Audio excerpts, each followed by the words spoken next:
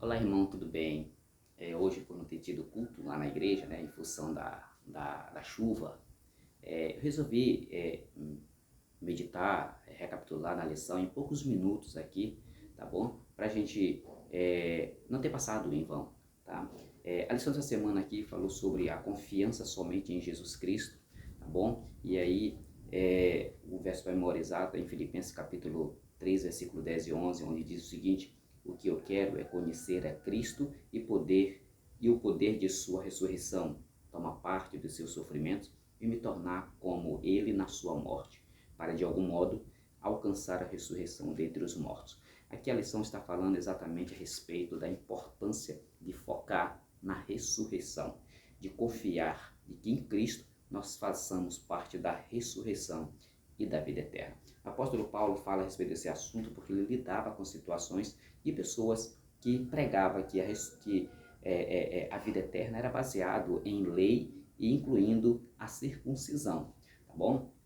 O apóstolo Paulo vai tratar que trata de situações polêmicas, tá? E a gente vai ver coisa interessante aqui, onde ele deixa claro de que a circuncisão ele não influencia para a salvação, porque a salvação é só em Jesus Cristo, tá? A parte de domingo vai falar sobre a parte que o apóstolo Paulo chega em Filipe e começa a fazer pontos positivos para ele, incentivá-los no caminho do Senhor. Ele diz assim, é baseado no capítulo 3, de 1 a versículo 3 de Filipenses, ele diz o seguinte, ele fala para os irmãos se alegrar, ele diz assim, confiem no Senhor, tá? Aqui Paulo, ele estava lidando com esse tipo de situações, ele fala aqui dois pontos interessantes, um positivo e um negativo, tá? O positivo é que ele fala assim, olha, alegre no Senhor, tá? E outro ponto negativo, né, ele estava indo contra, tá bom? As pessoas que pregavam sobre a salvação,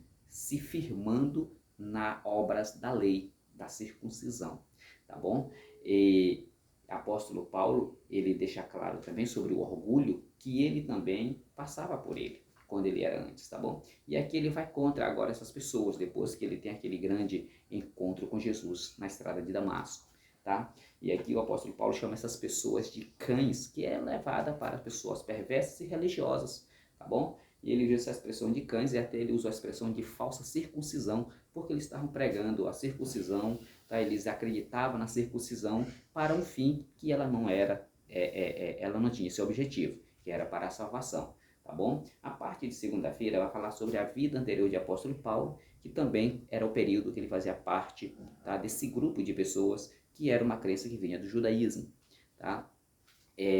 O capítulo 3, do versículo 4 ao 6, o apóstolo Paulo ele expressa aqui dois aspectos interessantes. Vários aspectos. Aqui vou falar aqui um interessante, somente alguns. Onde ele viu o motivo de se orgulhar, porque ele era muito zeloso por essa lei, tá bom? E ele simplesmente ele teve essa razão de se orgulhar porque ele mesmo, dois pontos interessantes, porque ele era realmente judeu, ele era circuncidado após no oitavo dia, e ele por fazer parte da tribo de Benjamim. Então ele tinha esses dois motivos para ele se achar que ele era realmente um judeu que seguia à risca a lei e por isso ele se firmava para a salvação. Só que, queridos, é que o apóstolo Paulo, depois que ele teve encontro com o Senhor, ele percebeu de que toda essa rigidez dessa lei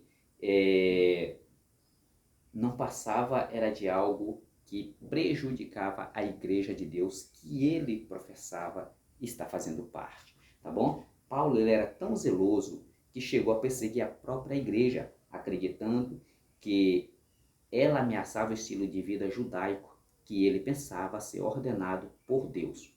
Paulo percebeu que essa verdadeira exigência da lei que ele seguia não passava de um obstáculo para servir ao Senhor e ter a fé verdadeira, tá bom?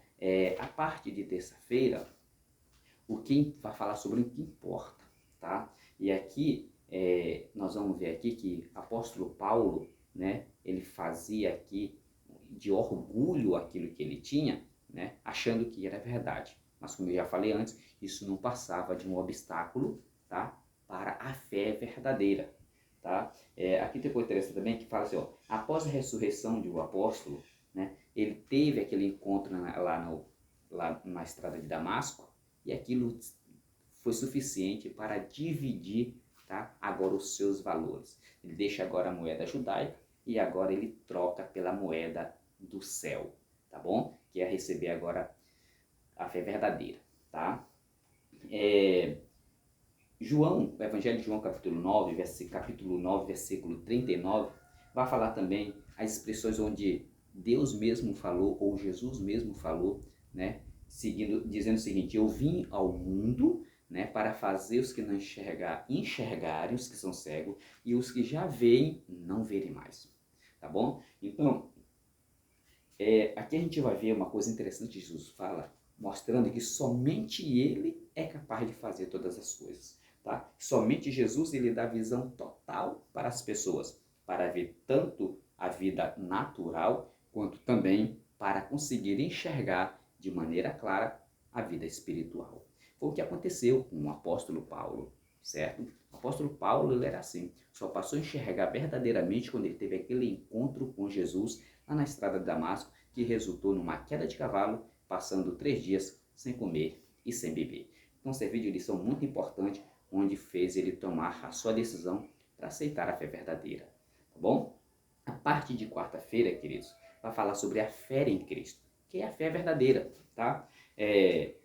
Aqui o autor da lição citou alguns textos bíblicos que vai falar sobre a expressão que o apóstolo Paulo fala de que tudo convém para Jesus, que é a expressão de estar nele, estar em Cristo. Essa expressão aparece muito nas cartas do apóstolo Paulo, tá bom? E aqui a gente vai ver de que nada mais é do que viver a vontade de Deus por causa de Jesus. E essa expressão nada mais é significando de que desde o que nós chamamos de conhecimento da vida espiritual, desde o primeiro ponto, tá, que a gente toma a decisão até a volta de Jesus ou a transformação do corpo em glória, tudo isso depende de Jesus, tá? Então, quando ele fala de que em Cristo ou em Jesus, ele está falando de que todas as coisas que acontecem convêm no poder e na justiça de Jesus, tá certo? Então, tudo isso acontece por causa de Jesus. Isso é ótimo, isso é maravilhoso, tá bom? E aqui o autor fala uma coisa interessante também, que essa é a única fé que salva realmente a pessoa. É reconhecer a fé que Jesus teve e reconhecer Jesus como seu Salvador. Qual foi a fé que Jesus teve? A fé que ele teve foi uma fé genuína que o levava para obedecer seu pai, e mesmo diante da mais prova, né, da dura, densa prova, o apóstolo Paulo, o Jesus estava ali pronto para servir ao Senhor. Irmãos, que essa seja também a nossa postura, a nossa decisão de servir ao Senhor, que nós venhamos realmente confiar no Senhor e que tudo que nós façamos, isso não vai nos comprar a vida eterna de forma nenhuma, porque somente em Jesus, só nele é que tem o poder de salvar a humanidade. Então que Deus nos abençoe, que nós venhamos confiar no Senhor e preservar a fé verdadeira, que é a que nos leva a obedecer ao Senhor com um coração decidido e voluntário. Tem um ponto interessante aqui na lição, que a expressão aqui, fé, ela vem do original como pistis, que na verdade já tem um significado de fidelidade. Então a fé, ela deve ser motivo, ela deve ser um incentivo para a fidelidade, que é a obediência ao Senhor com o coração desejoso. Cumprindo-se a palavra do Senhor, né? Onde Ele nos transforma, nos tirando o coração de pedra, colocando o coração de carne, tá bom? Onde Ele imprime em nossas mentes a sua lei e os seus mandamentos. Que Deus nos abençoe.